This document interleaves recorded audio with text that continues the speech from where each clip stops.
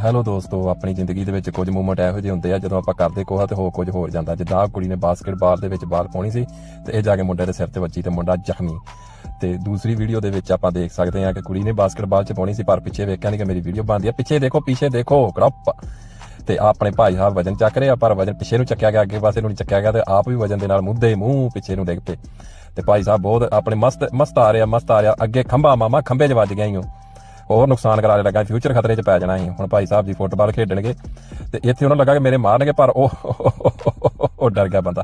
ਹੁਣ ਮਾਰ ਲਗਾ ਪੈਰ ਸਲਿੱਪ ਕੜੁੰਮ ਦੇਣੀ ਥੱਲੇ। ਤੇ ਇਹ ਆਪਣੇ ਭਾਈ ਸਾਹਿਬ ਬੇੜੀ ਦੇ ਮਗਰ ਬੇੜੀਆਂ ਹਵਾ ਦੇ ਵਿੱਚ ਜਾਣਗੀਆਂ। ਉਹ ਤੇਰੀ ਤੇ ਬੰਦਿਆਂ ਦਾ ਕੋਈ ਪਤਾ ਨਹੀਂ ਬੰਦੇ ਕਿੱਥੇ ਚਲ ਗਏ।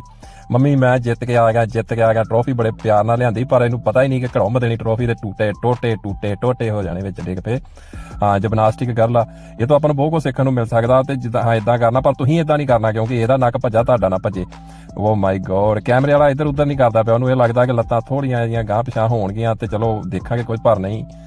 ਤੇ ਆ ਸਹੀ। ਉਹ ਮੈਡਮ ਜੀ ਕੀ ਹੋ ਗਿਆ ਤੁਹਾਨੂੰ, ਅੱਗੇ ਵੇਖ ਲਿਆ ਕਰੋ ਸਿੱਧਾ, ਤੁਸੀਂ ਤਾਂ ਧਿਆਨ ਰੱਖਿਆ ਵਾ। ਬੱਲੇ ਬੰਦੇ 6 ਪੈਕ ਦਾ ਫਾਇਦਾ ਹੁੰਦਾ, ਸੋਹਣੀਆਂ ਕੁੜੀਆਂ ਲਾਗੇ ਛਾਗੇ। ਉਹ ਤੁਹਾਡੀ ਬਾਈ ਦਾ ਮਾਮਾ ਸਿੱਧਾ ਹੀ ਹੋ ਗਿਆ। ਉਹ ਬਸ ਕਰ ਭਰਾਵਾ, ਕੈਮਰਾ ਲੱਗਾ ਹੀ ਉਹ। ਹਾਂ ਠੀਕ ਆ ਸਕੈਟਿੰਗ ਭਾਈ ਸਿੱਧਾ ਇਹ ਇੱਧਰ ਕਿੰਨੇ ਕਿਹਾ ਤੈਨੂੰ ਜਾਣ ਨੂੰ ਮਾਮਾ, ਫਿਊਚਰ ਫੇਰ ਤੇਰਾ ਖਤਰੇ 'ਚ ਚਲ ਜਾਣਾ ਈ ਬਚ ਕੇ। ਠੀਕ ਇਹ ਖੇਡਣ ਆਏ ਆ ਮਾਰਕੀਟ ਦੇ ਵਿੱਚ, ਪੈਸੇ ਇਹਨਾਂ ਕੋਲ ਬਹੁਤ ਆ, ਬਾਤ ਪਾਓ। ਉਹ ਲੈ ਪੈਸੇ ਨਾ ਹੋਣ ਕਰਕੇ ਉਹਦਾ ਸਿਰ ਭੰਨ ਦੇ ਮਾਮਾ, ਪੈਸੇ ਦੇਣੇ ਪੈਣੇ ਆ, ਸਿੱਧੀ ਮਾਰਨੀ ਚੰਗਾ। ਠੀਕ ਆ ਇਹ ਤੈਨੂੰ ਇੱਧਰ ਕਿੰਨੇ ਕਿਹਾ ਸੀ ਮਾਰਨ ਨੂੰ ਬੀਬਾ, ਨੱਕ ਭੰਨ ਲਿਆ ਆਪਣਾ। ਅੱਛਾ ਕੋਈ ਮੈਚ ਦੇਖਦਾ ਪਿਆ, ਦੇਖੋ ਇਹਦੀ ਟੀਮ ਜਿੱਤਦੀ ਹੈ ਕਿ ਨਹੀਂ। ਓ ਮਾਈ ਗੋਡ, ਇਹਨੂੰ ਤਾਂ ਖੁਸ਼ੀ ਬੜੀ ਹੋ ਗਈ। ਬਸ ਕਰ ਬਾਬਾ ਬਸ ਕਰ, ਉਹ ਟੇਬਲ ਤੇ ਨਾ ਡਿੱਗ ਪਈ ਮਾਮਾ, ਟੇਬਲ ਲੋਹੇ ਦਾ ਤੇਰਾ ਤੇ ਕੁਛ ਨਹੀਂ ਜਾਣਾ, ਟੇਬਲ ਭੱਜ ਜਾਣਾ ਹੀ ਸਾਡਾ। ਬਸ ਕਰ ਬਸ ਕਾਕਾ ਬਸ, ਉਹ ਬਸ। ਹਾਂ ਵਧੀਆ ਗੱਲ ਆ, ਬਹੁਤ ਬੱਚਾ ਬੈ ਜੰਪ ਲਾਇਆ ਪਰ ਠੀਕ ਆ ਪਾਣੀ 'ਚ ਸਾਲ। ਓ ਮਾਈ ਗੋਡ, ਠੀਕ ਕੋਕਰਚ ਫੜਿਆ ਜਾ ਰਿਹਾ ਪਰ ਕੋਕਰਚ ਨੇ ਇਹਨਾਂ ਨੂੰ ਫੜ ਲਿਆ। ਇਹਨਾਂ ਕੀ ਫੜਨਾ, ਕੋਕਰਚ ਨੇ ਇਹਨਾਂ ਨੂੰ ਫੜ ਲਿਆ। ਤੇ ਓ ਮਾਈ ਇਹ ਕਿੱਥੇ ਚਲ ਗਿਆ ਹੋਏ, ਲੱਭੋ। ਅੱਛਾ ਹੁਣ ਲੱਭਣਾ ਪੈਣਾ ਭਾਈ, ਇਹ ਕਿੱਥੇ ਨਿਕਲ ਗਿਆ ਮਸ਼ੀਨ ਚ ਇਹ ਉਹ ਨਿਕਲ ਆਇਆ, ਲੱਭ ਗਿਆ। ਚਲੋ ਬਾਊ ਜੀ ਚਲੋ ਸਕੂਲੇ ਚਲੋ, ਸਕੂਲ ਦਾ ਟਾਈਮ ਹੋ ਗਿਆ, ਉਠੋ। ਆਹ ਕੀ ਠਾਲਣ ਦਾ ਤਰੀਕਾ ਵਾ ਬਾਬਾ, ਰੋਕ ਗਾੜੀ ਕਾਹਦੀ।